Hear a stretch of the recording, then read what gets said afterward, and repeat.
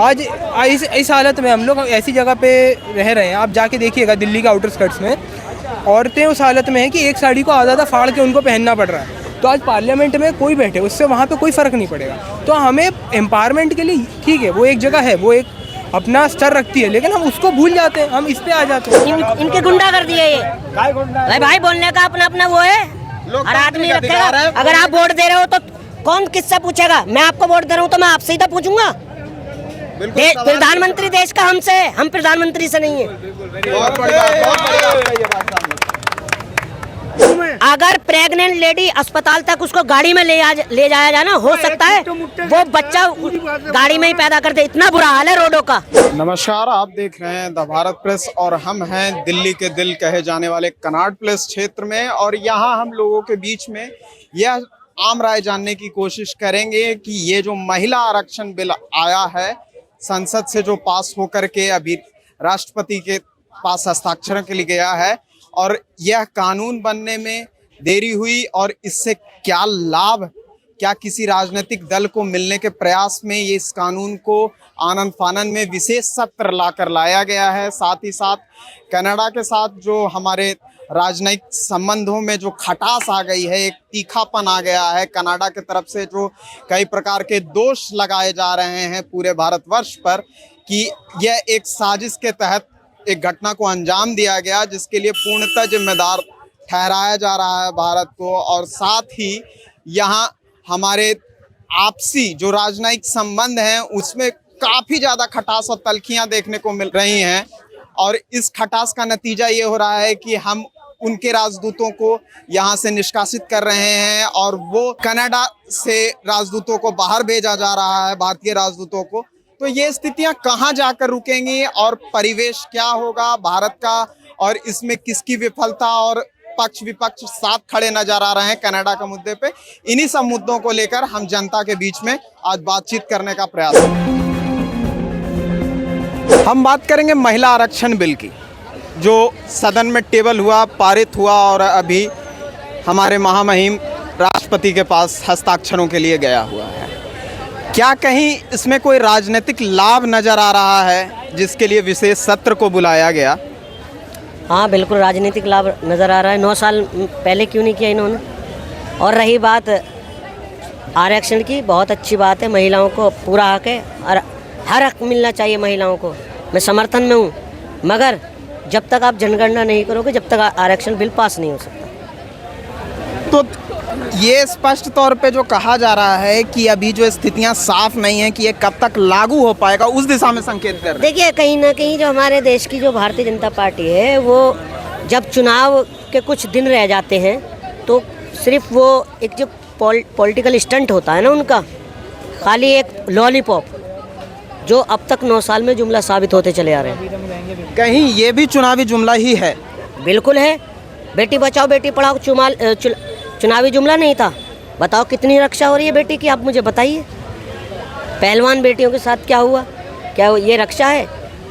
महिलाओं को आरक्षण मिलना चाहिए, मगर आरक्षण के साथ साथ उनकी रक्षा का जिम्मा भी लेना चाहिए। कम से कम ये कदम एक अच्छा कदम तो है। स्थितियां, जो राजनीतिक परिस्थितियां बदलने का एक प्रयास जो है, जो राजीव गांधी के समय से सतत चला, मनमोहन सिंह ने भी प्रयास किए लेकिन कामयाबी नहीं मिल पा रही थी, तो उस दिशा में इसकी सराहना तो की जा सकती है। देखिए बिल्कुल दोनों बाहें खोल कर हमने समर्थन किया, वेलकम किया, और हमारी नेता सोनिया गांधी जी ने भी, क्योंकि उन्होंने हमेशा देश की औरतों के लिए आवाज़ उठाती रही हैं, लेडीज़ों के लिए, बेटियों के लिए। और अब आन के भाजपा सरकार को 9 साल में याद आया बेटी, या पहले बेटी नहीं थी या अभी बेटी है। श्रेय लेने का जो स्थितियां हैं, जिसके लिए कयास भी लग रहे हैं, अलग अलग बयानबाजियां भी चली कि सोनिया गांधी इस कार्य का श्रेय लेने का प्रयास कर रही हैं, जैसा कि उन्होंने कहा कि हमारे पति श्री राजीव गांधी के द्वारा ये मुहिम शुरू की गई थी। देखिए कोई इसमें गलत नहीं कह रही है, वो सही कह रही है। राजीव गांधी जी का सपना था कि आरक्षण महिलाओं को मिले, और 33% आरक्षण ही क्यों? और बेटियां नहीं हैं? दलित समाज की बेटियां नहीं हैं? बताओ मुझे, ओबीसी समाज की बेटियां नहीं हैं? भाई देश की बेटियां तो हर समुदाय की बेटियां हैं। तो फिर ये दोहरी राजनीति क्यों भाजपा सरकार की? पूरा 50% आरक्षण दीजिए ना। और कई इस परिस्थितियां जो इस बिल में हैं वो साफ तौर पे झलक नहीं रही हैं। एक मुकम्मल बिल की श्रेणी से बाहर आता है। मैं बताऊंगा आपको, महिला आरक्षण विधेयक जो लागू हुआ, पास हुआ लोकसभा से, राज्यसभा से, जी, उसमें कुछ विसंगतियां हैं। विसंगतियां उसमें क्या है, अनुसूचित जात, अनुसूचित जनजाति जो है, उसमें 33% में मान लो कितने लोग आएंगे उसमें जो है। रिजर्वेशन, अंडर रिजर्वेशन की हाँ हाँ हाँ, ठीक है, उसमें विसंगतियां हैं। तो क्या है कि अब ये सरकार कह रही है कि इसको हम इम्प्लीमेंट जब करेंगे, जब जातीय जनगणना हो जाएगी उसके उपरांत जो है। और फिर बाद में होगा परिसीमन जो है क्षेत्रों का जो है, परिसीमन होगा। तो ये मान लो आप मान के चलो कि 2024 तक को इन लोगों ने लड़का दिया है, वो इम्प्लीमेंट अभी नहीं हो रहा। ये आप कहो कि मान लो जो है ये लागू हो गया, कल को फाइल चली जाएगी राष्ट्रपति महोदय जी के पास जो है, तो मुर्मू जी इस पर साइन कर देंगी तो लागू हो जाए इमीडिएट जो है। वो नहीं होगा जो है 2024 का जो लोकसभा चुनाव आ रहा है वहाँ लागू नहीं होगा। ये जा करके 2029 में लागू होगा, जब जनसंख्या का अनुपात सामने होगा और परिसीमन की स्थितियां खुल जाएंगी। हाँ तब होगा। तो ये खुद चोर हैं, जब तुमने मान लो ये चीज़ लेके आए लोकसभा में, राज्यसभा में, सारे दलों ने आपका मान लो सपोर्ट किया, तो उसको इमीडिएट लागू क्यों नहीं करते जो है। इमीडिएट लागू करो उसको जो है, क्योंकि मान लो 4 महीने बाद जो लोकसभा का चुनाव आ रहा है जो है, तो इमीडिएट लागू करने में स्थितियां साथ नहीं है सरकार के शायद। तो सरकार को तो मतलब पहले से तैयारी करनी चाहिए ना कि हमें ये करने जा रहे हैं, तो इसकी मतलब पहले से एडवांस में मतलब तैयारी करके रखें जो है। कमी सरकार की है ना, कमी इसमें आपकी नहीं है ना मेरी है, जो कमी तो गवर्नमेंट की है ना। मतलब ये पूरी तरह से ये भी चुनावी जुमला ही है और चुनावी जुमला है, ये कुछ नहीं है। कल को ठीक है उड़ी सेक्टर में पंगा चल रहा था अभी जो है, आपने सुना भी होगा, और वहाँ पे मान लो आतंकवादियों को घेर रखा जो है। अब वो वहाँ के जो जम्मू एंड कश्मीर के जो राज्यपाल महोदय हैं वो कह रहे हैं कि हम मतलब बदला लेंगे जो है। तो ये तो जुमला मान लो कुछ भी कर सकते हैं जो है, ये तो भेज देंगे फाइटर जेट जो है, तो मारो उनको जाकर जो है। तो स्पष्ट तौर पे कहना है कि ये चुनावी जुमला। देखिए भारतीय जनता पार्टी को साफ साफ स्पष्ट नजर आ चुका है कि 2024 में हमारी क्या हालत होने वाली है। और रही बात 2024 से पहले 5 राज्यों में चुनाव भी हैं, इस वजह से उन्होंने सिर्फ एक जो बताते हैं ना कि गुड़ दिखा के ईंट मारना, वही हमारी देश की बेटियों के साथ होने जा रहा है। और आप बताइए मुझे कितने वादे किए थे हमारी भारतीय जनता, मैंने खुद 2 बार वोट दिया है भारतीय जनता पार्टी को। आप मुझे बताइए कितनी उन्होंने स्मार्ट सिटियाँ दी हिंदुस्तान को, कितनी ITI दी, कितने हॉस्पिटल दिए। अगर देश के प्रधानमंत्री जी आप जब सत्ता में आए और सत्ता से पहले उन्होंने जितने भाषण दिए हैं, काश अगर अपने भाषण सुन लेना तो देश की जनता तो बहुत दूर, अपने आप को खुद भी वोट नहीं दे पाएंगे। इतना झूठ बोला उन्होंने देश से। ये 5 राज्यों में जो चुनाव है उसका डर सता रहा है उन्हें, खाली ये जुमला है, लॉलीपॉप है और कुछ नहीं है। और सीधा 2024 में मैं आपको बतला रहा हूँ, लोकसभा में बदलाव हो रहा है, सीधा बहुत बड़ा बदलाव। मतलब बदलाव की अरे एक मिनट इनसे एक बात कर रहा हूँ मैं, इनसे एक बात कर रहा हूँ। इनसे क्या माइक से बात करें। ये कहते हैं ना मोदी ने विकास क्या किया है, जाकर नितिन गडकरी का भाषण सुनो टीवी पे, यूट्यूब पे खोल के, कितना विकास किया है। आप यहीं बोलते हैं, कभी घूमे पूरे हिंदुस्तान में कहीं? कुछ नहीं घूमे आप। भाई साहब से मैं भाई साहब आप चले मेरे साथ बुलंदशहर, जो ये कहते हैं ना कि हमने गड्ढा मुक्त भारत कर दिया, इनको बताऊंगा मैं। बुलंदशहर चले मेरे साथ। कुछ नहीं घूमे। अगर प्रेग्नेंट लेडी अस्पताल तक उसको गाड़ी में ले जाया जाए ना, हो सकता है वो बच्चा गाड़ी में ही पैदा कर दे। इतना बुरा हाल है रोडों का, इतना बुरा हाल है रोडों का। ये कह रहे हैं कि विकास चाहते हैं हमारे घर में विकास हो, ये अपने घर में विकास चाहते हैं, देश का विकास नहीं चाहते ये लोग। हाँ विकास यहाँ जाके सुनो, यूट्यूब खोल कर नितिन गडकरी का भाषण, 1.5 घंटे का भाषण है, आपकी आंखें खुल जाएंगी कितना विकास हो रहा है, कितना नहीं हो रहा है। मैंने सब देखा भाई साहब, दिल्ली में हेलो बहुत घुमाए हूँ। 7 MP है दिल्ली के अंदर में, 7 MP बीजेपी का। बताओ कहीं पर काम हुआ तो बताओ मेरे को। फिर वही बात है, हम दिल्ली में रह रहे आप यहाँ हैं, खड़े- हम दिल्ली में रह रहे हैं, दिल्ली की घूमो ना। बात, यूपी की बात थोड़ी करेंगे हमने। दिल्ली के हम बाहर दिल्ली जाके में रह रहे हैं, दिल्ली की अरे बात, यूपी की दिल्ली बात में थोड़ी घूमो ना, करेंगे। आप कहीं नहीं घूमा हुआ है। आप कहाँ घूम रहे हो? मैं बहुत घूमता कहाँ हूँ। घूम के आओ, बताओ ना पहले मेरे दिल्ली को। में देखो कितना हाँ? विकास हो रहा है। कहाँ पे हो रहा है? ये गुंडागर्दी है इनकी, ये गुंडागर्दी है। काय गुंडा है वो होली के जो है। अगर कोई काय बीजेपी की गुंडा है कमी वो? दिखाएगा तो इनकी गुंडागर्दी है ये। काय गुंडा है? अरे भाई, बोलने का अपना अपना वो है, हर आदमी रखेगा। अगर आप वोट दे रहे हो तो कौन किससे पूछेगा? मैं आपको वोट दे रहा हूँ तो मैं आपसे ही तो पूछूंगा। प्रधानमंत्री देश का हमसे है, हम प्रधानमंत्री से नहीं है। बहुत बढ़िया, बहुत बढ़िया ये बात सामने। तो कनाडा के साथ जो अभी राजनयिक संबंध जो बिगड़ गए हैं भारत के चंद दिनों में, तो इसके कुछ मुख्य कारण क्या नजर आता है? जनता क्या सोच रही है इस बारे में? ऐसा है का तो वो मामला खालिस्तानियों का है वो, ठीक है। तो उसमें क्या है कि देखो सरकार एक्शन में आ गई है और सरकार अपना सही तरीके से काम कर रही है जो है। इस बात से मैं संतुष्ट हूँ सरकार से कि सरकार एक्शन में है इस समय जो है।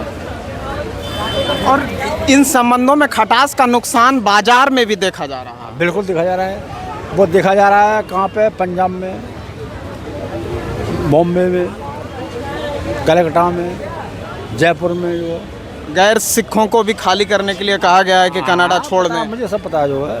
तो ये सरकार एक्शन में है, सरकार अपनी जगह सही कार्रवाई कर रही है, इसमें कोई दो राय वाली बात नहीं है जो है। जो सत्य बात होगी सत्य कहूँगा मैं जो है, ठीक है। और इस मुद्दे पे हम लोग सबको एकजुट होकर सरकार के साथ खड़ा होना चाहिए। बिल्कुल होना चाहिए जो, बिल्कुल तो जनता सरकार के साथ बिल्कुल होनी चाहिए जो है।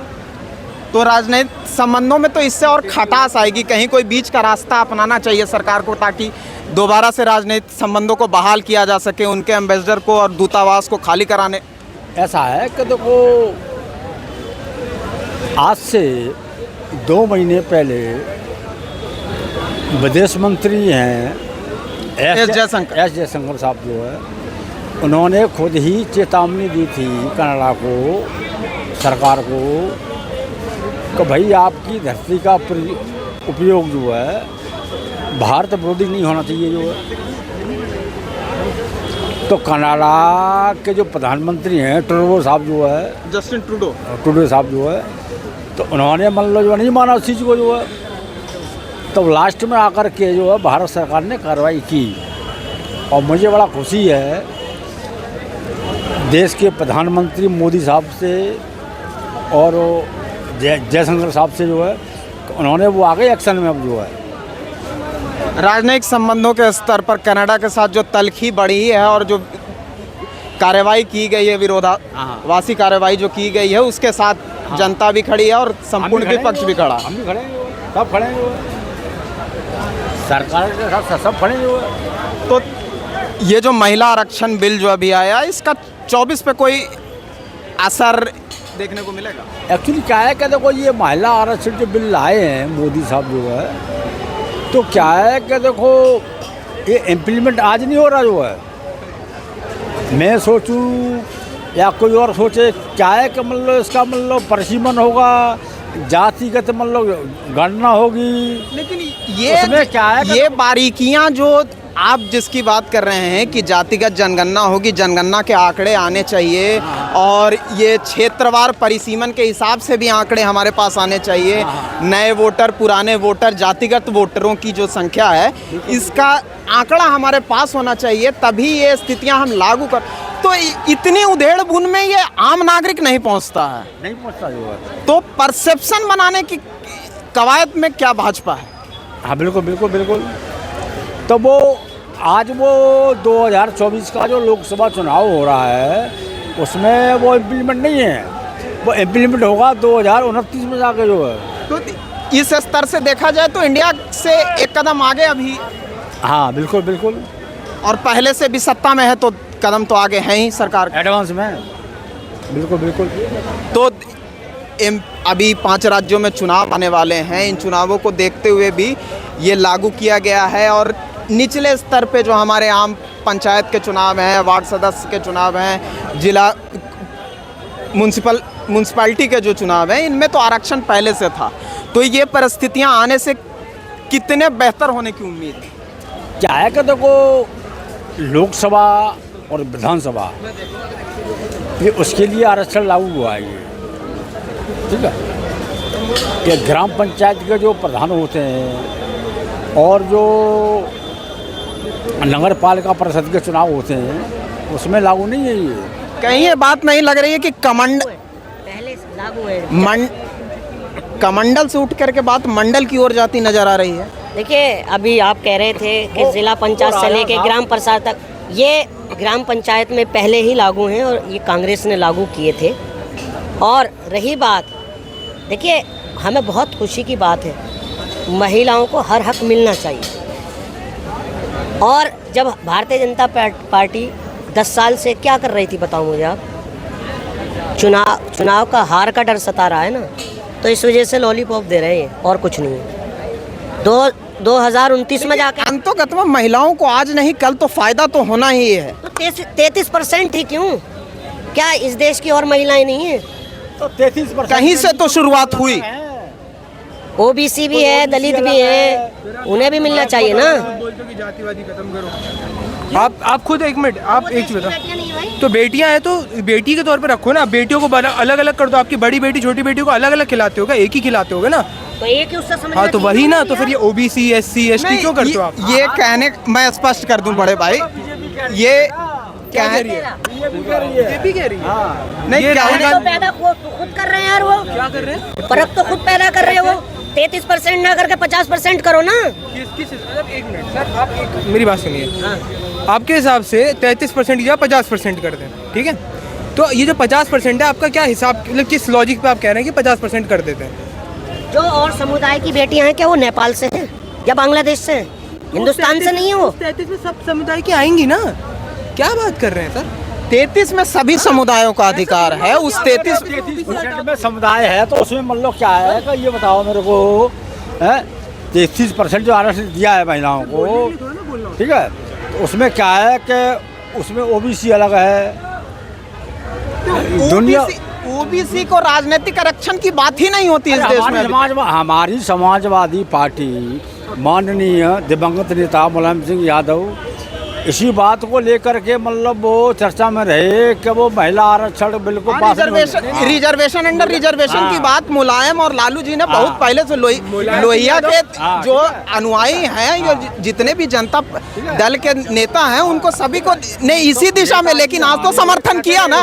आज उसी सदन में समर्थन हुआ, आज उसी सदन में समर्थन हो रहा है, आज हो रहा है, आज हो रहा है। में समर्थन खटक रहा था, इंडिया में समर्थन हो रहा है, आज हो रहा है, आज हो रहा है। फिर भी अखिलेश मुलायम सिंह यादव एक और चीज़ के लिए फेमस है, जब उनने ये चीज़ बोली थी कि लड़के गलती हो जाती है, किन उन्हीं लड़कियों के लिए आज जिनके लिए डिफेंड कर रहे हैं, है ना? तो ये तो एक विवादित बयान है और इसके लिए शायद समाजवादी पार्टी ने खेद भी मांगा है। ऐसी बात नहीं, हम उस मुद्दे से, अपने मुद्दे से भटकते हुए नहीं, हम जो समाजवादी पार्टी का और जो राष्ट्रीय जनता दल की बात यहाँ हो रही है, दोनों के दलों का नाम जो हमारी चर्चा में बीच में आ गया, तो इन दोनों दलों का स्पष्ट तौर पे कहना था रिजर्वेशन अंडर रिजर्वेशन होना चाहिए। ठीक है। तो ये रिजर्वेशन अंडर रिजर्वेशन की स्थिति कैसे साफ आप समझ रहे हैं? देखिए, फर्स्ट ऑफ ऑल मेरे हिसाब से रिजर्वेशन अंडर रिजर्वेशन होना ही नहीं चाहिए। आप एक चीज़ देखिए, आप पहले आप जेंडर वाइज डिवाइड कर रहे हो, फिर उसके अंदर आप क्लास वाइज डिवाइड कर रहे हो। तो हम एक पॉइंट पे बोलते हैं कि हमें डिवीज़न नहीं चाहिए, दूसरे पॉइंट पे हम डिवीज़न खुद क्रिएट करते हैं। फिर एक जगह पे हमारे जो विपक्ष दल के एक बहुत बड़े नेता है, वो आके बोलते हैं आप ये क्यों नहीं कर रहे, आप ओबीसी क्यों नहीं कर रहे? संविधान तो ये कहता है समतामूलक समाज के लिए रिजर्वेशन की स्थितियाँ हैं। ठीक है, समतामूलक उसके लिए रिजर्वेशन की स्थितियाँ हैं, मैंने अग्री करा, लेकिन फिर आप इसमें दो बातें नहीं कर सकते ना, सेम ही तो वही ये लोग भी कहते हैं ना कि आप उसको डिवाइड ना करें, आप एक तरीके से देखें। इससे एक खतरा कहीं ये तो नहीं है कि जो पढ़े लिखे संभ्रांत वर्गों का जो प्रतिनिधित्व है महिला आरक्षण के रास्ते वो मुखर होकर के निकलेगा उन सीटों पर जिन पे ये ओबीसी जो मंडल का है आरक्षण की जो मांग कर रहे हैं, वो आरक्षण अगर वहाँ नहीं होगा, इस बात के खतरे की ओर ये इशारा कर रहे हैं। देखिए मैं ठीक है, मैं उनकी बात समझ रहा हूँ, ये कह रहे हैं कि हो सकता है कि जो पढ़े लिखे समाज है या फिर तो ज़्यादा इनके हिसाब से जो ज़्यादा जनरल कैटेगरी स्पष्ट तौर पर कहें। देखिए मैं नहीं कह सकता कि मैं खुद बिलोंग करता हूँ, कहीं मुझे खतरा ना हो जाए, इसलिए मैं नहीं बोलता हूँ। देखिए सीधी सी बात है, बेसिक सी, कि हम यहाँ पे बात कर रहे हैं कि इसको खतरा हो जाए, उसको खतरा हो जाए, अपने मन में डर बैठा रहे हैं। हम ये क्यों नहीं कहते कि ओबीसी समाज इतना समक्ष है, उसमें इतनी शक्ति है। हमने, मेरे हिसाब से मैंने नहीं देखा कि मेरे जितने मित्र हैं या जो भी ओबीसी से बिलोंग करते हैं वो इतने पिछड़े स्तर पे हैं कि हम उनके लिए अलग से मांगे, वो मेरे बराबर हैं।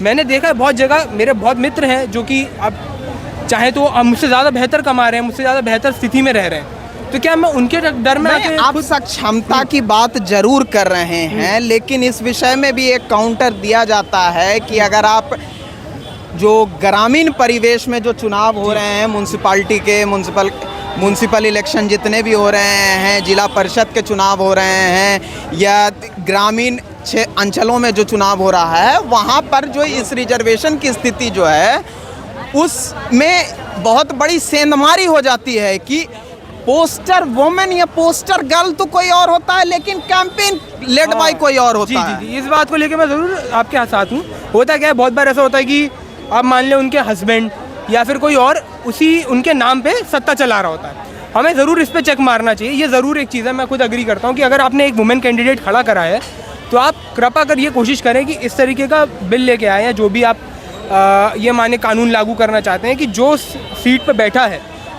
वही आके सत्ताधारी, मतलब वही सत्ता को संभाले, काम काज करे बेसिकली। ये बात मैं भी अग्री करता हूँ, इसमें कोई दो राय नहीं है। और इसी वजह से ये जो यहाँ पे थे अभी अंकल जी, उन्होंने ये बातचीत उठाया मुद्दा कि रिजर्वेशन अंडर रिजर्वेशन, लेकिन ये बहुत विरोधाभासी स्थिति है कि उसी यूपीए सरकार के एक घटक होते हुए दोनों ही दल, सपा और राजद, दोनों ही यूपीए के घटक थे, सरकार में थे, लेकिन बिल को पारित होने से रोक दिया, अड़ंगा लगाया और इस पे विरोध भी जमकर किया कि रिजर्वेशन अंडर रिजर्वेशन, मंडल का आरक्षण होना चाहिए। तो वही भारतीय जनता पार्टी के लोग थे जो है।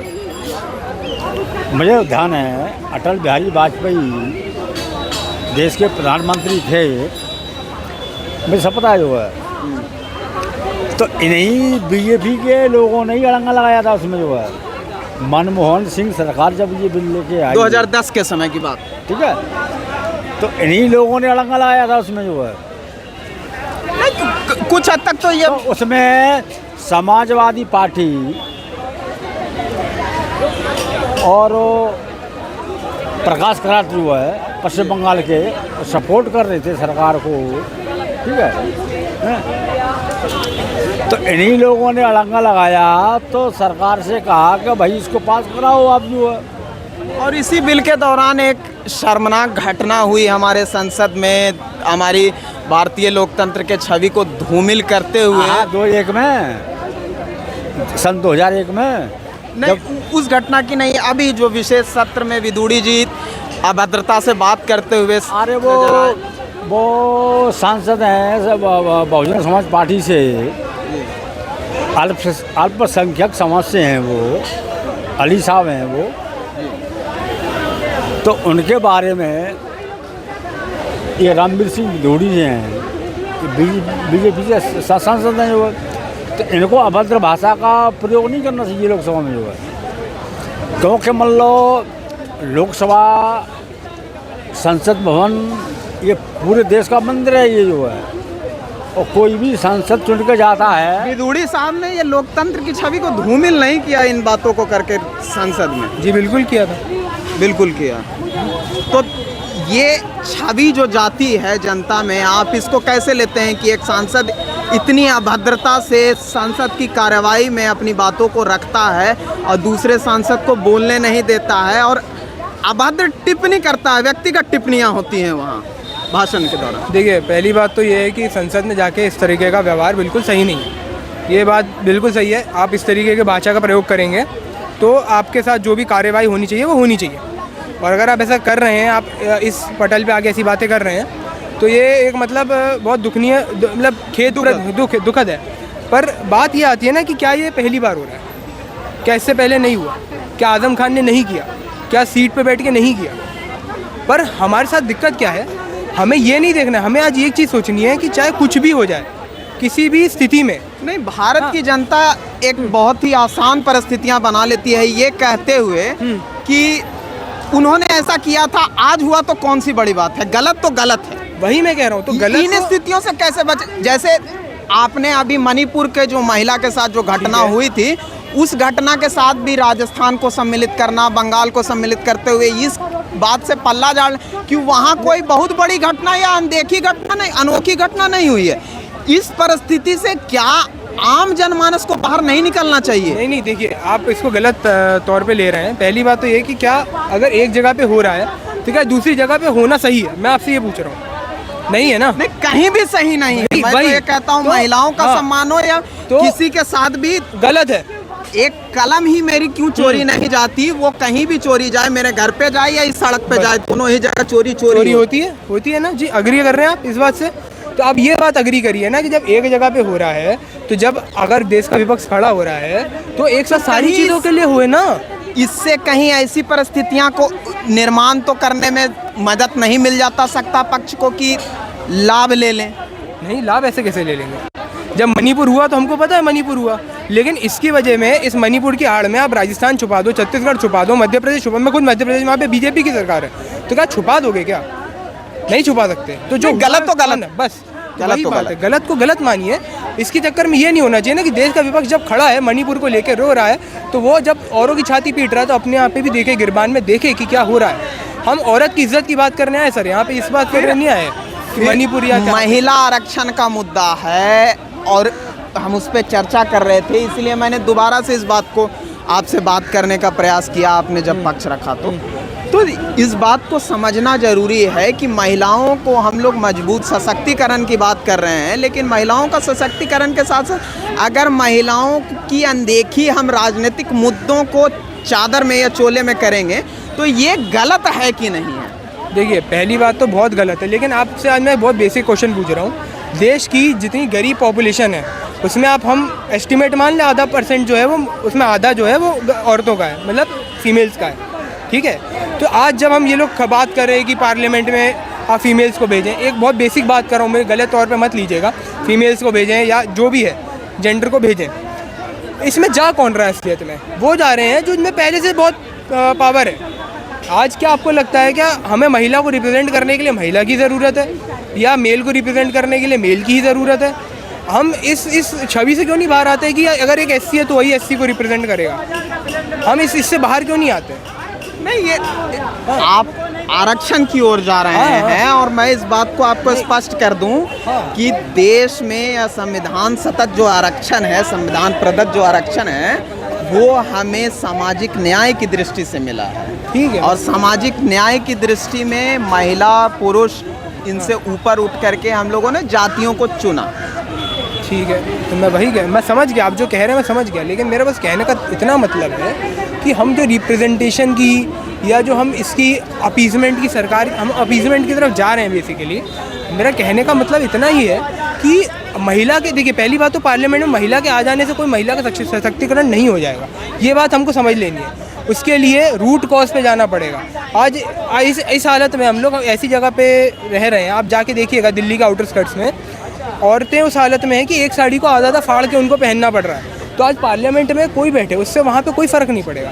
तो हमें एम्पावरमेंट के लिए, ठीक है, वो एक जगह है, वो एक अपना स्तर रखती है, लेकिन हम उसको भूल जाते हैं, हम इस पे आ जाते हैं। महिलाओं से जुड़ी हुई बातें तो महिलाओं के रास्ते ही जाएंगी, ऐसा सोच हमेशा से रहा है इस देश का। क्यों? मैं तो आपसे पूछ रहा हूँ, आप ऐसा क्यों सोच रहे हैं कि महिला से ही होगा? क्या मैं नहीं सोच रहा हूँ या आप नहीं सोचना चाहते? और अगर आप नहीं सोच रहे तो फिर आप गलत हैं। तो सोचना, हमें एक ऐसा विचार इनकलकेट करना होगा ना कि मैं भी सोचूं। ये बात मैं कह रहा हूँ कि मैं भी सोचूं, आप भी सोचो, कोई और भी सोचे, लेकिन हम यही सोच लें कि यार ये लड़की है तो यही सोचेगी, तो ऐसा नहीं होगा। बस इतनी सी बात।